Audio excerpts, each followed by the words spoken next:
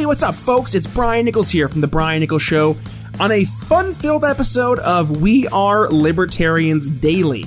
And for my contribution this week, you are going to be greeted with a phenomenal episode of The Brian Nichols Show. It is the final episode for the 2018 season, and what a good one it was, folks. I was joined by Max Gulker. Max is an economist over at the American Institute for Economic Research, and we discussed his absolutely groundbreaking, earth-shattering article, The Inconvenient Truth About the Green New Deal, which obviously is in reference to Alexandria Ocasio-Cortez's Green New Deal push. So with that, I hope you enjoyed today's episode. If you do, swing over to The Brian Nichols Show. We have interviews like this every single week. And with that, take a listen. Brian Nichols, you're a great man with some great ideas, a great podcast. Do you see why he's my favorite libertarian people?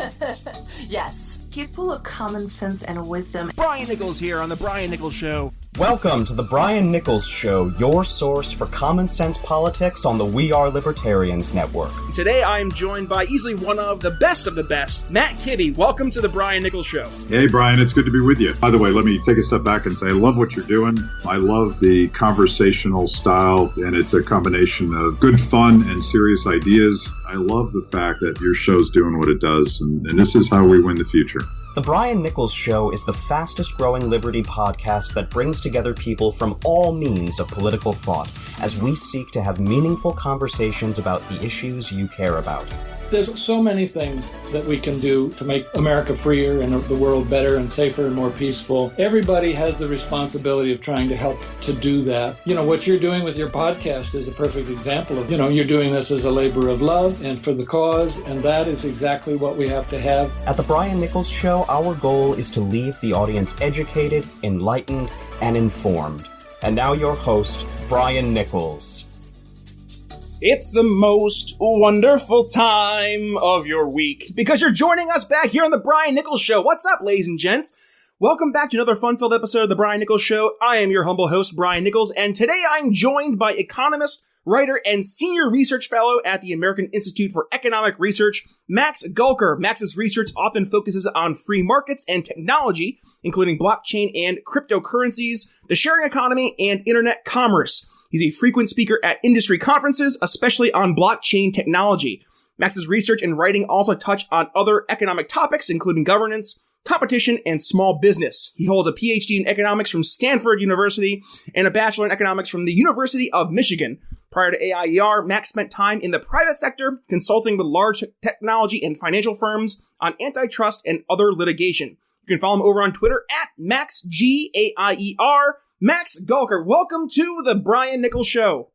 Thank you very much, Brian. It is absolutely the most wonderful time of my week.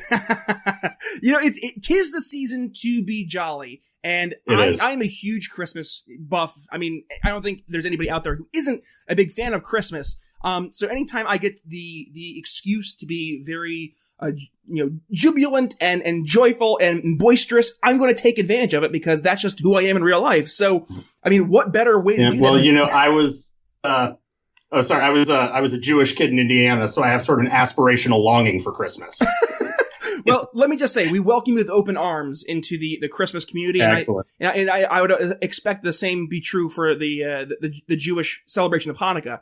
I actually have a couple of coworkers who celebrate. Christmas is a lot better, actually, so I'll take yours. See, I wasn't going to say that because if I say that, then that's just not tactful or tasteful. Right. But I can say it. Okay. It's all good. Okay, so we'll let you say that. So with that, Max, thank you so much for joining me today. So really, we've been excited to get this going for a conversation because, I mean, I've had your supervisor, the big man, not Santa, but Jeffrey Tucker on my show in the past, as well as your new coworker, Chloe Anagnos from Indianapolis as well. So to have you on the show, it's kind of like the trifecta having you to conclude the AIER, the coalition there of you, Jeffrey, and Chloe. So with that, I like to give my guests the opportunity to first introduce themselves and really how you got to where you are in terms of not only professional career, but also in terms of your political ideology. So with that, Max Gulker, if you could give us the elevator pitch bio. Who are you? What made you who you are, and what makes you tick? All right. Wow, that is a mouthful there. So as I said, I think I've always been really lucky to be exposed to a lot of different viewpoints and sort of be forced to appreciate how people can come to different viewpoints. Like I said, I grew up in Indiana. Was the child of parents who were New Yorkers, kind of post hippie, but then moved to Indiana. Very left wing, but there I was, a kid in the heartland, and so very early on, I was kind of asking myself, well, I like all of these people, my parents and these other people, and they seem to all think that they have some point of view that is the right point of view, and it seemed like, well, none of these people are delusional or evil or anything like that, and so I ended up in college at the University of Michigan, like you said, and falling in love with economics. And ultimately found myself getting a PhD. Was lucky enough to be at Stanford, and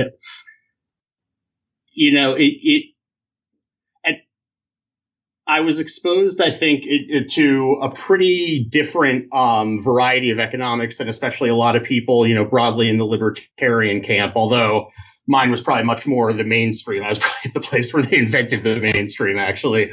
I ended up,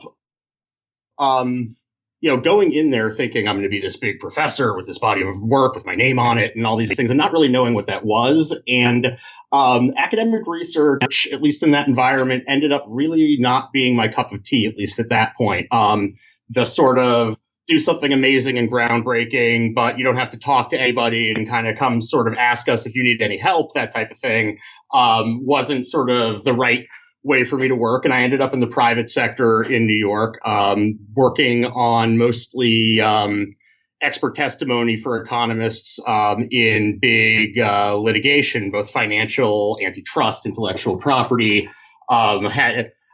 Had the good fortune maybe to start a job working on financial litigation in January 2008. So saw a lot of interesting stuff there. And ultimately, I got to the point, it must have been 2014, it was about 4 years ago, where I had just kind of had it with both New York and with that kind of career, which was great for a while until it wasn't. And I ended up, needing a big change, and found myself a couple of hours north of there in Western Massachusetts in Berkshire County, which is a beautiful place, Great Barrington, where we're located here at AIER, and actually kind of happened upon this place by accident. In a way, I, sort of had friends up here and knew I was going to, thought I was going to kind of take a little sabbatical and plot my next move. And then lo and behold, here's this economic research institute in this town of 6,000 people that I love. And that was, the first in a series of very fortunate steps. And just to backtrack for a second in terms of, I talked about being the child of kind of lefty parents. I would say they, about equivalent to the kind of current Elizabeth Warren, Bernie Sanders wing of the Democratic Party. I was always a little moderated from that, I think, just by being an Indiana kid and then my education in economics. But at the risk of getting myself in trouble with my audience and my bosses, until about 10 years ago, I would say I was a pretty reliably Democratic voter. And then I think I stepped back one day and I said, I'm not hearing anything from these people in terms of economics and policy that I like at all. I think I'm voting the way I am because I don't like some of the Republican positions on more social issues. And I, ended up kind of losing interest in politics and then sort of going on this slow journey where ultimately, I think I was exposed to a couple of things that really put me on a path to kind of more libertarianism. One was sort of what we call heterodox economics, approaches to economics, and that sort of mainstream, what's called neoclassical economics I learned at Stanford. and, that came in the form, one thing, of what's called complexity economics, which is, a different set of math and a different approach in looking at the economy as this sort of evolving system. And actually, really interestingly, similar to that is, I think, what a lot of libertarians know really well, which is economics, which really kind of, on an intuitive level, kind of anticipated some of that complexity stuff that I said a long time ago, which has always really impressed me. And I started learning about Hayek and his thoughts on dispersed knowledge. And that, to me, was one of the most important insights I had ever found. And sort of together, those two things said to me that, okay, markets aren't necessarily perfect. Markets are essential. We need markets to take the almost incomprehensible amount of information about what people have, what people need, what people want, and turn that into what are we going to do to produce and consume and allocate resources, and that we're really at our own risk when we say, how can we change markets to do what we want to do? That doesn't mean we can't help people. The other thing I would just say I found, and then I'll stop talking your ear off, is the idea that I'll say it in a way that paraphrases our president here, Ed Stringham, that we can have governance without government, that we can have institutions, have things in our society that help coordinate our actions, help us work together, help take care of people who are struggling, that aren't this sort of top-down, backed by the use of force, et cetera, kind of thing that we are kind of stuck in this assumption is what we need. And so I ended up here actually joining a little bit before Ed and Jeffrey and our whole crew did, but it just came together really nicely. And I think, I try to bring, I think in some ways it's funny. I think in some ways I'm pretty radical in terms of what I think, ideally, the way we kind of govern ourselves in society should look. But I think I bring a slightly different perspective and hopefully, challenge some of the libertarian audience to say, maybe the motivation of the people on the other side isn't evil or isn't entirely misguided.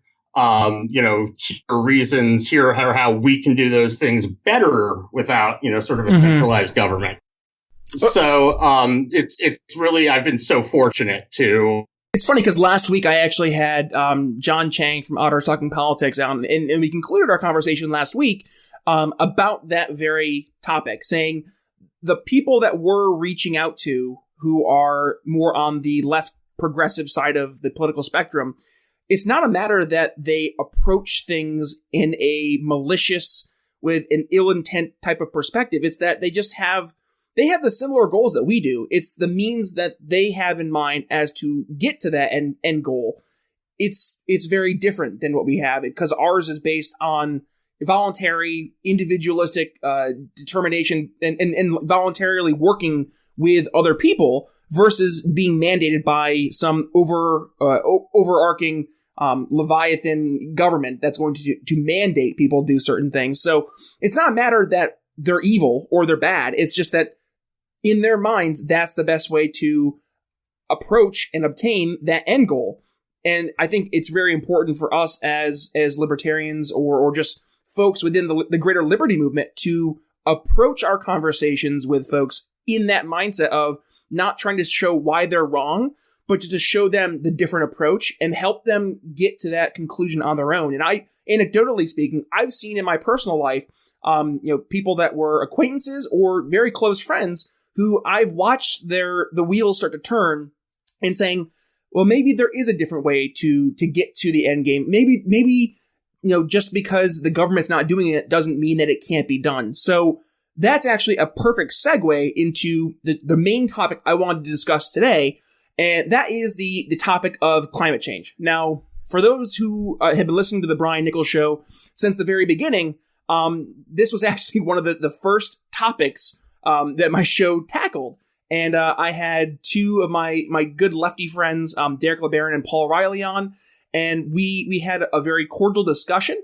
They were on the more progressive. I don't want to say progressive. I don't want to put ideology into this, but they're much more into the quote unquote alarmist camp of saying anthropogenic climate change is happening and we need to do something about it. And by we, collective government. Whereas I have found myself, and I've definitely evolved on the topic over the years as more information's come out. I find myself, though, in the agnostic climate change, saying, I just don't think we have enough data. And I am not saying this as a climate scientist, and I hate it when people do the appeal to authority ad hom, where they say, well, or logical fallacy rather, that you can't have a conversation about this unless you're a climate scientist. It's like, no, as a rational, logical person, I can say I personally, anecdotally, don't believe that we have enough sample size of data points to then try and put that onto a scale of 4+ billion years. Now, that doesn't mean that I don't think that humans are having an impact. I think we most certainly are having an impact. I'm just saying, to what degree of impact are we having that is causing climate change to happen, number one.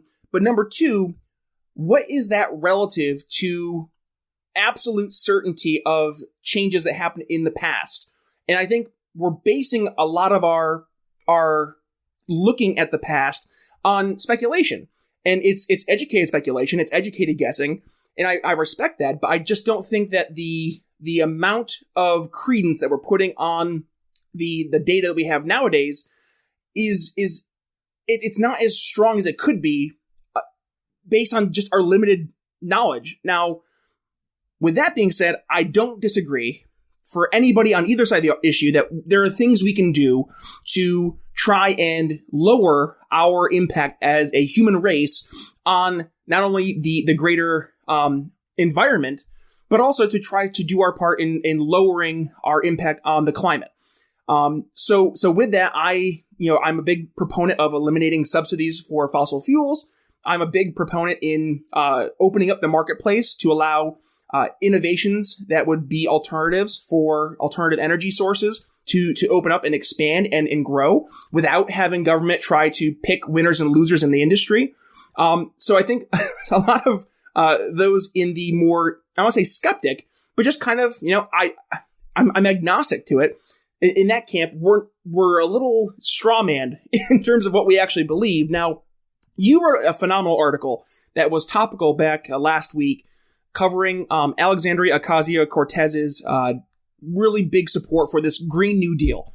So to give the floor back to you, number one, I wanted you to, if you could, in a word or two, give a synopsis of what Alexandria Ocasio-Cortez's Green New Deal is. Number one, but then number two, to the point of your article, the inconvenient truth about said Green New Deal.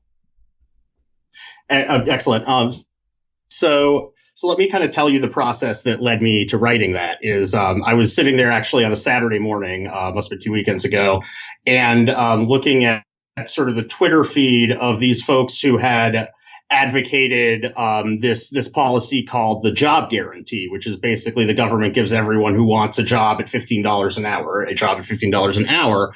And I had written a long report kind of arguing against that, and was lucky enough to end up being able to write something in the Wall Street Journal about it. But I was kind of looking at the conversation they had been having in the last few weeks, and this Green New Deal kept popping up in these articles about Alexandria Ocasio-Cortez storming Nancy Pelosi's office, leading these people. And I looked at an op-ed that some of those academics I was just talking to had written advocating for the Green New Deal, which, by the way, is a massive best estimate, although it's still very amorphous, kind of $700 billion to $1 trillion a year package of jobs and subsidies, et cetera, relating to clean energy. The thought occurred to me because the first thing that it said in this article is we can't let the Earth's total temperature increase be above 1.5 degrees Celsius. So I don't know what we can't let means. We have a public discourse that has absolutely failed us, I think, in terms of climate change, in the sense that the debate we keep hearing over and over again is the world is going to end if we don't do everything we possibly can now versus it's not real. And because of that, I really, and I'm an economist who writes about current policy issues, and even I had no idea, if you look at these reports, what are the real consequences that they're talking about. And so I'm super cool, and it was a Saturday, and I spent all my Saturday reading UN reports, and especially this one that came out in October. And let me just also first say that to me, the question of is it a hoax or is it happening, that sort of thing. Your point is well taken about the data. And to me, the sort of like extreme, is it a hoax question, is just, I don't have an opinion on that. That's not really even interesting to me as an economist. I don't have any means with which to comment on that, but I thought, okay, what can I do? I can say, let me actually look at what's in this UN report. If that's true, what are our options? What are the costs and benefits of different things that we can do? I can certainly opine on that and educate myself on that. And so I started reading, and the takeaway really that I found, to summarize it, is, taking everything at face value and leaving it at that, is that, it's the consequences are severe, expensive, lots of problems. They're not, in all likelihood, existential. This is not, we have to change our entire way of living and economic system right now. It's much more, I say incremental, meaning not small or not trivial, but the more we do, the less the consequences are. The less we do, the more the consequences are on kind of a sliding scale. And the framework that the scientists set out is, okay, if we do everything right, quote unquote, from, starting right now, the best we're going to do is a total, what they see, anthropogenic climate or temperature increase of 1.5 degrees Celsius. Okay. That's sort of where we stand today, the best case scenario. They say if that happens, and they list what they believe, are their estimates of the consequences. And, it's a total global cost of $50 trillion, which is, an order of magnitude bigger than anybody's used to thinking about. It's, significant droughts that many more people are exposed to, loss of habitat for animals, those sorts of things. And, I don't want to sit here and say, well, how bad are those? They're this bad. But I can generally say they're, things people need to think about. And in fact, if that's the best we can do, we also need to be thinking about how we prepare for that, not just how we stop it, because that can't be stopped. And then they say, okay, well, if instead we let the total increase be 2 degrees. Instead of 1.5 degrees, which is, I believe, what was kind of agreed to in the Paris agreement. Yep. Then, here are the consequences. And it's nothing, they aren't new consequences that aren't the case at 1.5 degrees. They're more serious. It's like 69 trillion instead of 54 trillion or something like that. And it's, more loss of habitat and more heat waves and that type of thing. And then after that, they go on to say, what would it take for it to be 1.5 degrees rather than 2 degrees? Well, they say we can, they basically say we would have to, I wish I remember the quote in the New York Times that kind of subbed it up that I put in the article, but it was, we basically have to radically change our economic system on a level that we've never seen before. And, and it made it sound even sort of more than a Green New Deal. Although that, probably, it is a big part of what they have in mind. So now we have kind of the costs and benefits of acting, at least at the sort of 1.52 degree level. And of course it could be higher, but the report, I think, unfortunately doesn't sort of give us those options. And, it's really, I think it's an open question for people, but it's a question that needs to be posed for people. I personally don't think to me, the extra consequences of 2 rather than 1.5 did not seem to justify, turning our economy and our governmental system into some, radically different thing. I believe me, in general, I love the idea of radically changing our governance system, but probably not in the type of way they're suggesting. And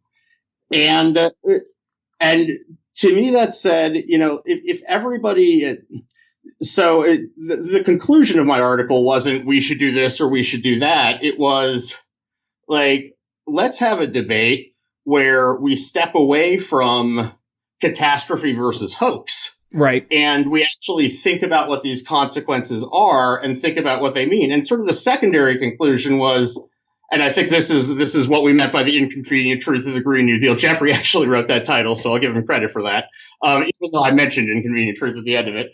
But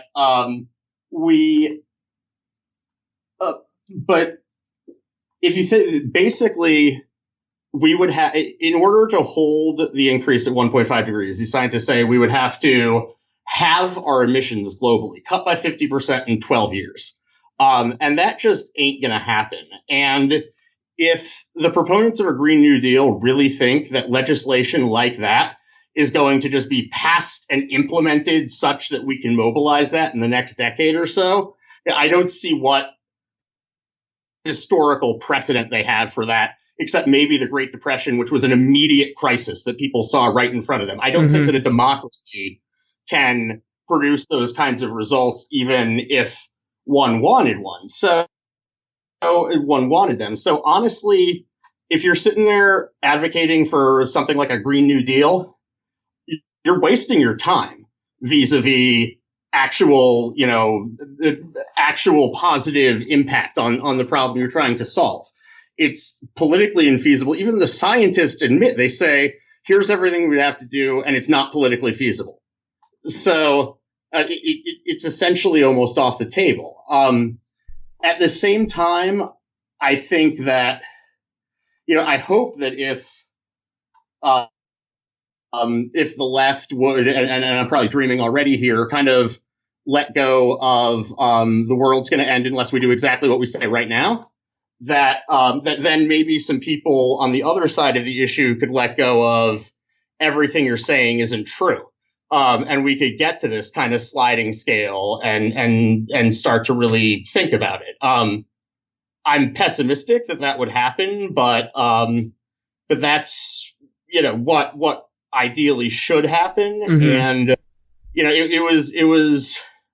I was really glad that I had dug into it because, again, I knew kind of next to nothing of the details before. And I'm sure in the grand scheme of things, I still know next to nothing, but it really let me kind of try to be objective and take maybe a fresh look at the issue. Understood. And I think one of the other arguments that is, I don't even say it's an argument. It's just something I don't think a lot of our progressive friends think about is what's the best means to accomplish the goal. And this, again, we're kind of starting from where we're picking up where we started is the best means to address this, to go through legislative channels and enact government policy? Or is it to open up the marketplace to inspire innovation, to inspire alternatives? Because, I mean, let's take, for example, the direst of predictions from the IPCC, right? Which was, I think it was $69 trillion. $69 trillion in the worst case scenario of 2 degrees increased over, I think it was the next 100 years or so, 2 degrees Celsius. So let's say that $69 trillion cost is the worst case scenario. If I'm a business owner and I'm trying to fortify my business and the prospects of my children and my children's children and their children to have successful, fruitful lives, then it would stand to reason that I would want to create an atmosphere. Now, and that's pun intended, I guess, but to create an atmosphere where my company will be able to continue to thrive in that 100-year period. So it would stand to reason that then they would go out of their way to start looking for these alternatives. The problem is that a lot of the alternatives are restricted because of government regulations that, though passed with very great intentions, I mean, don't get me wrong, I think that, to quote, paraphrase Milton Friedman, the problem with a lot of government programs is that we look at their intentions rather than their outcomes. That's kind of where we are right now, is that the government regulations that were passed with the idea, or not even necessarily passed, but mandated by, various bureaucratic agencies. They were passed with the idea of trying to do these good environmental or climate initiatives. And in the reality, they've actually hurt the very people and the very climate and community that they're trying to help. For example, let's look at what happened over in California. For all the crap that Trump gets, and trust me, Trump deserves a great deal of it, but he had a very astute point in saying part of the problem with the forest fire over in California was due to the fact that California's regulations about how they deal with their forests created a situation where you have all these dead trees, these dried out dead trees that were just kindling, ready to ignite. And there were articles that were published months in advance from more leftist leaning organizations that were even addressing this. But then as soon as the fires start and Trump says something about it, they dig their heels in, because now Trump has put a position on it, and we can't let anything that Trump says be positive in any way, shape, or form. So, going back to my original point, I think again, if we're trying to find some common ground, which is always the goal of my show, is to find common ground with the folks on the other side of the aisle.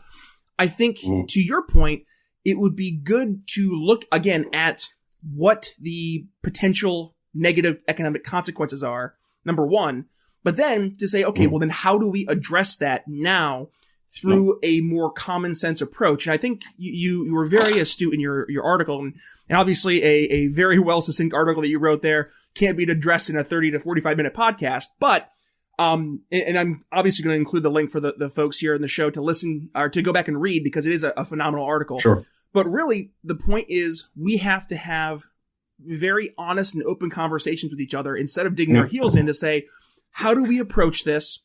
Number one. But number two, what is the end game? What is the goal? Is it to actually inspire new technology that would require the ability to have research and development?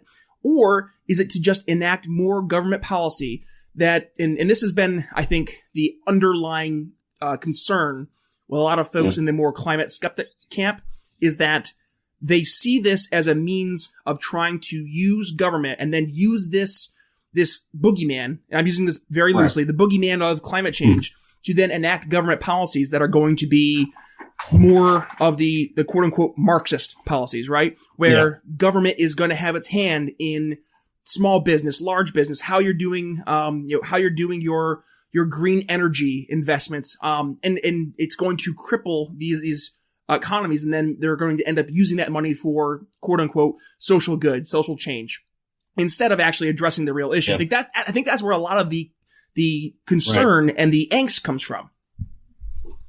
Yep. Can I just add a couple of things to that? Absolutely. I first of all want to make sure that people listening kind of have one thing straight, which is it could be more than 2 degrees, but the scientists, unfortunately, didn't do the same analysis that they did for 1.5 and 2 at 2.5 and 3. And it felt to me like that was a strategic type of thing to sort of foreclose those as acceptable options. And, really, if we're going to talk about this openly, those are the kinds of things we need to know, once again. At more 30,000 feet, but very much related to what you're saying, I would say that if I have one goal for the rest of my career in terms of communicating with people about, a whole range of kind of policy issues, it's really to get everybody to step back and kind of kick the tires on the assumption that we all in some ways walk around with, that if there's a problem in society, if there's a problem with the world, the right and really the only way to fix it is the nation state, is our national governments. And I think that that's obviously something that progressives walk around with. I think that even libertarians or conservatives often, even if they don't realize it, are walking around with it when they do things like, oh, that's not that big it's they want to ban public straws, where we're going to or plastic straws. Sorry, we're going to tell you how great plastic straws are, or this isn't a problem. Rather than here are ways other than our federal government of fixing that problem. Well, and I think I was gonna say it almost feels like it's this whole mindset of owning the libs. Like a lot of, and I honestly I can't say this is all Trump's fault, because it's not.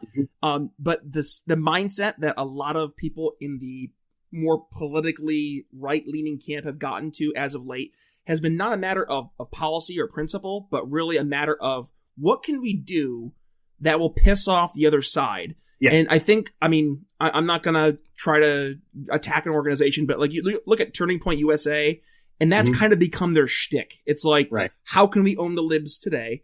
Instead of actually saying, well, yeah, plastic straws aren't necessarily a good thing, but instead of banning straws, let's look for alternatives that are better, or maybe something that's, biodegradable. I mean, heck, I know metal straws are a big thing that's going on right now. Like things like that. So there are alternatives. It's just we have to stop getting this mindset of trying to win.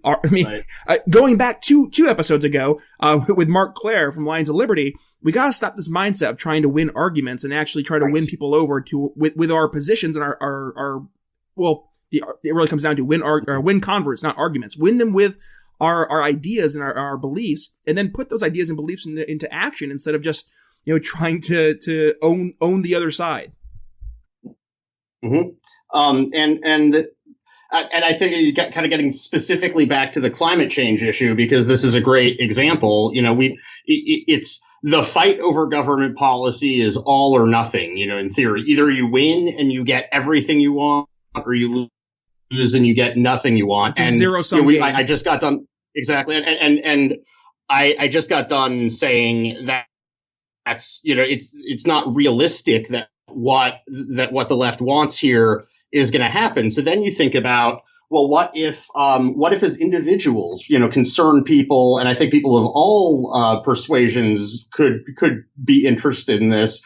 Concerned people, along with businesses and governments, all started contributing money to, and this is just, an example I'm cooking up, but it's sort of a venture capital type of fund that is looking for innovative ways to, minimize the impact, like you said, but also prepare us for, what is inevitably going to happen. And I had looked, and like the venture capital and kind of clean energy technology and in that whole sector last year was like $5 billion or something. And that's a fraction of what people were talking about spending on the Green New Deal. And if people started doing this privately and voluntarily, that's a non-adversarial, solution. That's somebody's not going to stop you from doing that the way they're going to try to stop you from the government. And there are problems with that. And free riding and whatnot. But I think those are kind of creative solutions that we need to look for. I wrote something a while back about, I said, what if everybody who voted for Hillary Clinton or Bernie Sanders or took the money that they were going to pay extra in taxes under their tax plans relative to Trump's tax plan and just pooled it all together? I'm not saying they should necessarily pool it all together, but if they did, they would end up with a charity that had a greater annual revenue than the top 50 charities in the U.S. combined. I love that people don't realize that, when they're like, well, I should pay more in taxes. It's like, you do realize that the Treasury doesn't have a limit on how much you can give every year, right? Yeah. Well, if I do it and nobody else is, that's not fair. And I'm like, okay. So you're gonna preach how it's so important for people to give more. And then when you have the chance to voluntarily do it, you're not going to do it because nobody else is doing it. It's like, maybe your ideas aren't as great as you think they are if they aren't done in a voluntary manner without the use of a government to force people to do something that you want them to do, but they don't want to do. And we live in this technological network society now where, so this is, talking again about, does the nation state have to do this? we're now in a place where coordinating that kind of voluntary giving is a lot easier than it used to be. And, it's done every day with kind of GoFundMe campaigns. And personally, I think, a single charity with that much revenue is kind of a scary thing, but it doesn't have to be a single charity, and it doesn't have to, and any of that. And, I would love to talk to the left a little bit more about, I think, why some of those voluntary solutions and why some of those more kind of bottom-up, non-central government institutions could accomplish the things they want to accomplish, that I want to accomplish, really a lot better than their solutions, I think, which would do a lot more collateral damage than they would actually help. Yep. And it's funny because it goes right back to one of your main focuses is focusing that on people doing cooperative, what's the word I'm looking for? Cooperative exchanges, where right. like for example, like Uber has turned into one of the largest ride sharing organizations, and it didn't exist 10 years ago. And that happened because there was a need in the market. Uber and right. the founders of Uber found the need, found a way to meet the need, and then they were able to capitalize on it. I mean, that's the way it works. Right. So if there's a need, as much as the people are saying in terms of the economic climate, or rather the overall climate for the world, then there's going to be someone who's going to see that as a means to capitalize their own answer to the solution, or to the problem with their own solution. Right. And we don't even. I'm sorry. No, we don't even need to. That can be market driven. But also, I like to think that in a society where we get used to there being less central government, we have cultural change where a lot of those things can happen kind of from the bottom up, that right now is being crowded out by the federal government. I always joke that like everybody hates the word libertarian, and no, I want to be a liberal or I want to be an anarchist. And I say, if I got to pick my own personal term, I would be an anarcho-cooperatarian. That's a mouthful. Yeah, exactly. Well, that's why I don't do it. See, I think Dave Rubin's kind of hit the nail on the head in his classical liberal, because it piques the ears of people on the left who identify as a liberal. They're like, a classical liberal? What's that? And it's like, oh, it's what liberals used to be before the left co-opted the word to then fit progressive ideology. That's what it used to be. Yeah. And then they're like, oh, maybe I'm a classical liberal too. And it's like, well, maybe you are. But anyways, I digress. We're coming up to the point in the show where I like to start wrapping things up. Yep. So with that, to kind of summarize the inconvenient truth to the Green New Deal.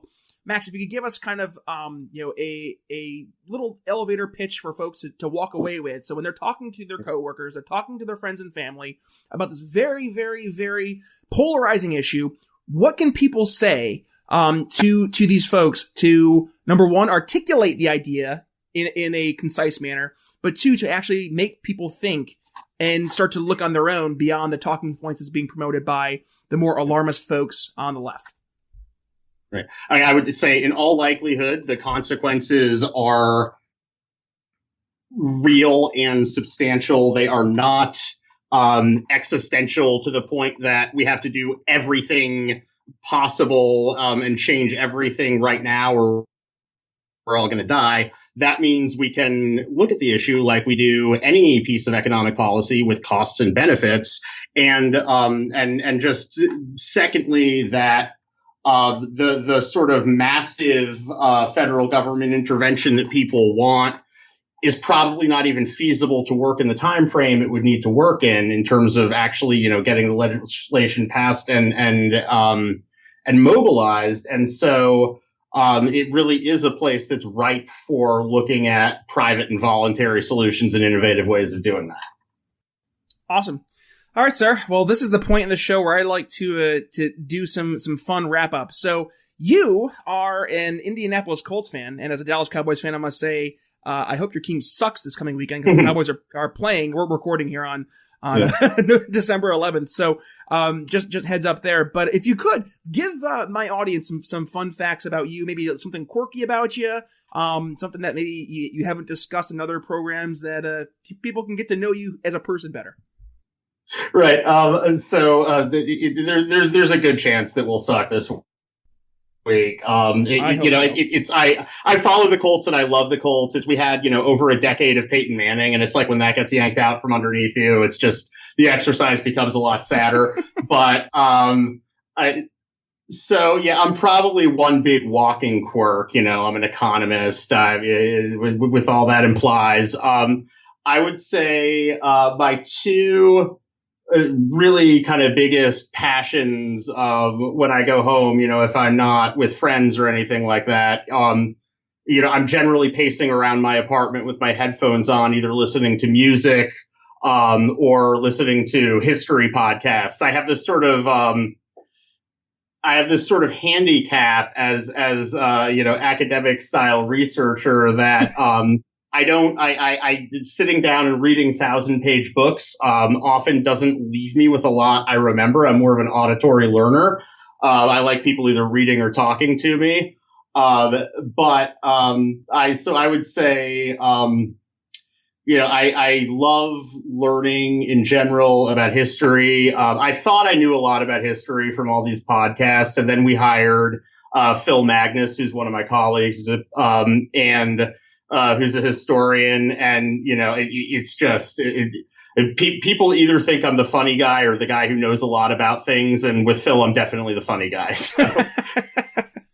Well, listen, Matt, Max, I really appreciate you taking the time to join the show today. I know you're incredibly busy. There with heck, Jeffrey Tucker keeps all the folks at AIER very busy. Let me just say real quick. People ask me what it's like to work with Jeffrey, and first of all, if you only know him from his writing, he's every bit the kind of unique human being that you would assume he is. But people think of Jeffrey as this sort of writer and speaker and kind of poet of anarchism, and that's all true, but that's really 10% of what Jeffrey does. He's a manager extraordinaire with social media, with this exciting initiative in book publishing that we have. And along with Ed Stringham, especially in the last year, our work has really paid dividends. And it's, I can't imagine how it could be more exciting here right now. Jeffrey's a great guy. And I wish you, Chloe, and Jeffrey nothing but the best over at AIER and the rest of the team, obviously. You guys are doing great work over there. So please keep up what you're doing. I know I'm excited to have not only yourself, but Chloe and Jeffrey on again in the near future. So with that, Max, thank you so much again for joining the Brian Nichols Show today. And with that, folks, if you're interested in learning more about Max, you can go over and find him over at AIER, again, Max Gulker, or you can follow him on Twitter at MaxGAIER. And I'll obviously include the links not only to Max AIER page, but also the link to the Inconvenient Truth about the Green New Deal article, and Max's his link to his Twitter page. But with that, ladies and gentlemen, if you enjoyed today's episode of the Brian Nichols Show, please take a minute and go ahead and share today's episode with your family and friends. And as always, you can go ahead and follow me on social media at Facebook and on Twitter at bnicholsliberty. And the way we keep producing this content, guys, that you enjoy is through your help. So Patreon at bnicholsliberty. And if you want to make a one-time PayPal donation, head over to the Brian Nichols Show at gmail.com for that one-time PayPal donation on paypal.com. But as always, folks, it's Brian Nichols signing off here for the Brian Nichols Show with Max Gulker from AIER. We'll see you next week. Thanks for listening to the Brian Nichols Show. Find more episodes at briannicholsshow.com.